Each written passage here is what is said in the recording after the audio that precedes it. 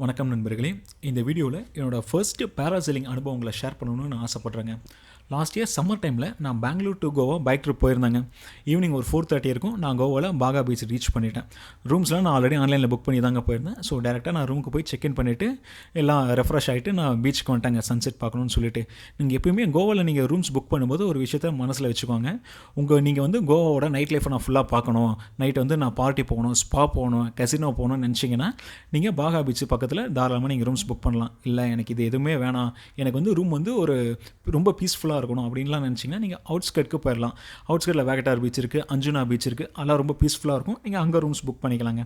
அப்புறம் evening sunset பார்த்துருந்தேன், ரொம்ப சூப்பராக இருந்துச்சுங்க. ஓகே, ட்ரைபாடை ஃபிக்ஸ் பண்ணிவிட்டு வந்து ஒரு கேண்டிடாக ஒரு டைம் லேப்ஸ் எடுக்கலாம்னு நினச்சேங்க. ½ அன் ஹவருக்கு ஃபிக்ஸ் பண்ணிவிட்டு நானும் போய் திரும்பி நின்று அப்படி இப்படிலாம் போஸ்ட் கொடுத்தேன்.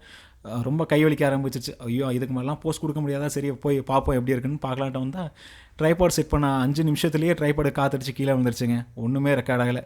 மழை குறைங்கன்ற மாதிரி ஆயிடுச்சுங்க. சரி, அப்புறம் அப்படியே ஒரு வாக் போயிட்டு நைட்டு ஒரு 8 o'clock ஆயிடுச்சு. சரி, பக்கத்தில் ஒரு பீச் ரெஸ்டாரண்ட்லேயே நம்ம வந்து டின்னர் முடிச்சிடலாம் அப்படின்னு போனாங்க.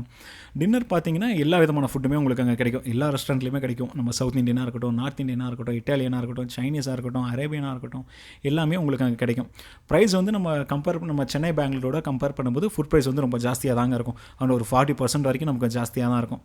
இன்னொரு விஷயம், முக்கியமான விஷயம் என்னென்னா, பெங்களூர் மற்ற எல்லா சிட்டிஸையும் நீங்கள் கம்பேர் பண்ணும்போது கோவாவில் லிக்கர் ப்ரைஸ் வந்து 40% வரைக்கும் உங்களுக்கு கம்மியாக இருக்குங்க. இன்க்ளூடிங் ஆல் லக்ஸுரி பிராண்ட்ஸ் ரொம்ப சீப்பாக தான் இருக்கும்.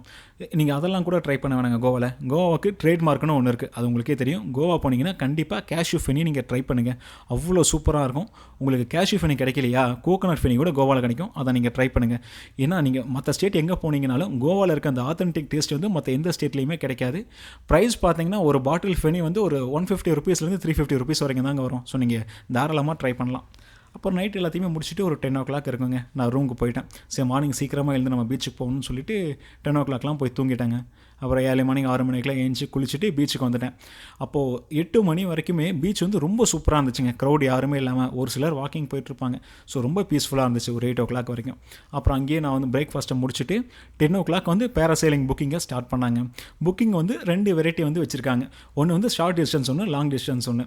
நீங்கள் ஷோர்லேருந்து ஒரு 1/2 kilometer மட்டும் போயிட்டு ஒரு ஷார்ட் டைம் வந்து நீங்கள் செயிலிங் பண்ணணும், பேராசைலிங் நான் பண்ணணும்னு நினச்சிங்கன்னா 850 rupees சார்ஜ் பண்ணுறான். இல்லை நான் வந்து ஒரு லாங் டிஸ்டன்ஸ் உள்ளே போயிட்டு நான் செயிலிங் பண்ணணும், பேராசைலிங் பண்ணணும்னு நினச்சிங்கன்னா 1500 rupees வந்து உங்களுக்கு சார்ஜ் பண்ணுறாங்க.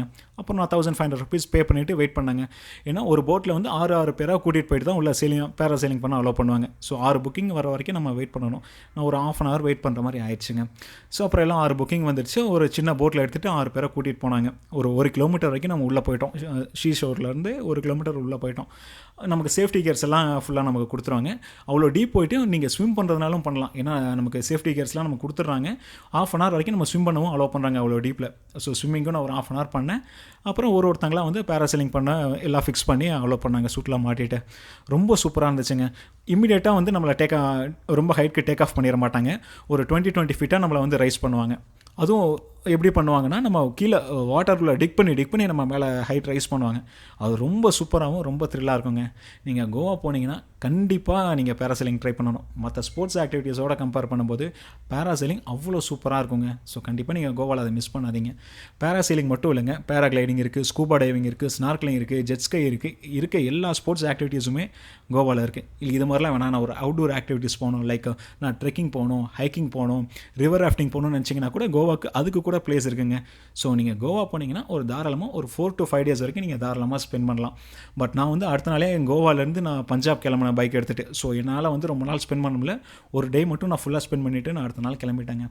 கோவாவில் எனக்கு ரொம்ப பிடிச்ச விஷயம் என்னென்னா, நம்ம மற்ற எந்த பிளேஸ், இந்தியாவில் வேறு எந்த பிளேஸ் போனாலும், இப்போ நம்ம சென்னையில் மெரினா பீச் போனோம்னு வச்சுக்கோங்களேன், நம்ம தமிழ் மக்கள் தான் ஜாஸ்தி இருப்பாங்க. கர்நாடகா வரும்போது கன்னடா மக்கள் தான் ஜாஸ்தி இருப்பாங்க. பட் நம்ம கோவா போகும்போது அது மாதிரி எந்த ஒரு ஃபீலுமே இருக்காதுங்க. எல்லா ஸ்டேட் பீப்புளையும் நம்ம பார்க்கலாம், ஏகப்பட்ட ஃபாரினர்ஸையும் பார்க்கலாம். ஸோ வந்து ரொம்ப ஒரு வித்தியாசமான ஃபீல் இருக்கும். கண்டிப்பாக நீங்கள் கோவா போங்க, அந்த எக்ஸ்பீரியன்ஸை கண்டிப்பாக நீங்கள் ஃபீல் பண்ணணும். பேராசைலிங் கண்டிப்பாக நீங்கள் ட்ரை பண்ணுங்கள், ஒர்த்தாக இருக்குங்க நீங்கள் ஸ்பெண்ட் பண்ணுறதுக்கு. இந்த வீடியோவோட கடைசியிலே கோவாவில் இருக்க எல்லா வாட்டர் ஸ்போர்ட்ஸ் ஆக்டிவிட்டீஸோட ப்ரைஸ் என்னன்னு சொல்லி கடைசியில் மென்ஷன் பண்ணியிருக்கேன். பாருங்கள், உங்களுக்கு ரொம்ப யூஸ்ஃபுல்லாக இருக்கும். தேங்க்யூ.